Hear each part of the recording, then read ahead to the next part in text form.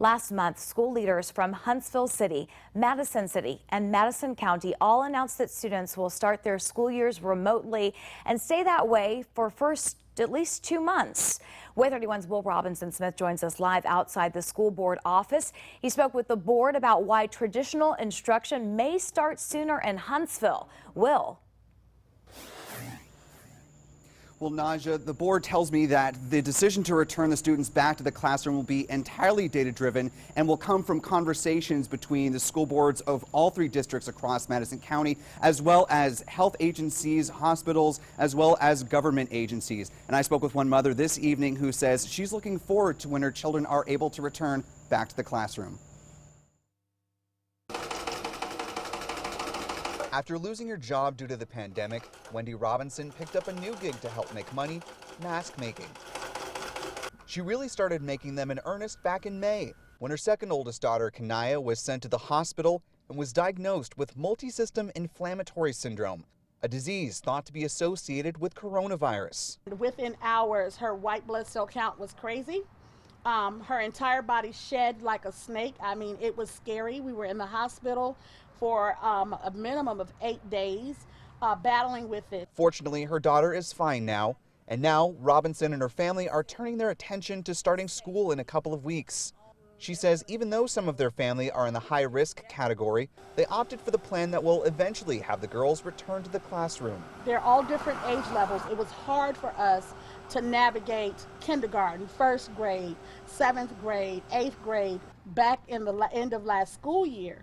And there are things that I feel that they need in-person instruction on versus away.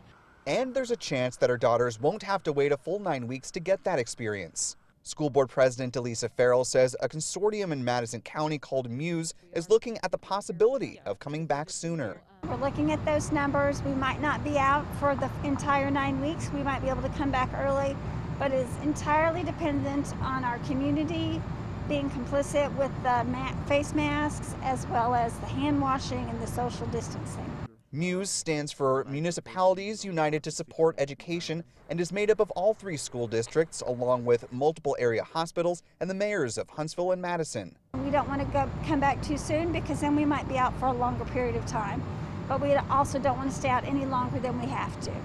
Having dealt with the impact of the coronavirus in their own household, the Robinson family says they're happy the district is taking its time to see how the virus acts when school begins. I do want to go into school as a freshman, like do what other freshmen do like the years before, but all of this stuff happened, so I'm okay with taking a step back for now.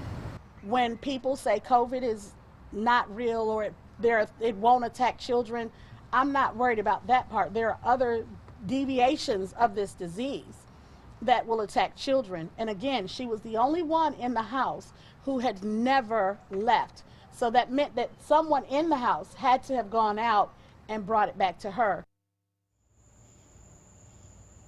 And one of the other components from tonight's school board meeting that was discussed is internet for those who are low-income households. And Farrell tells me that there are options out there for families, and we'll have some links to some of the things that they've discussed that are happening out in the community now. We'll have those available for you on our website, WAAYTV.com.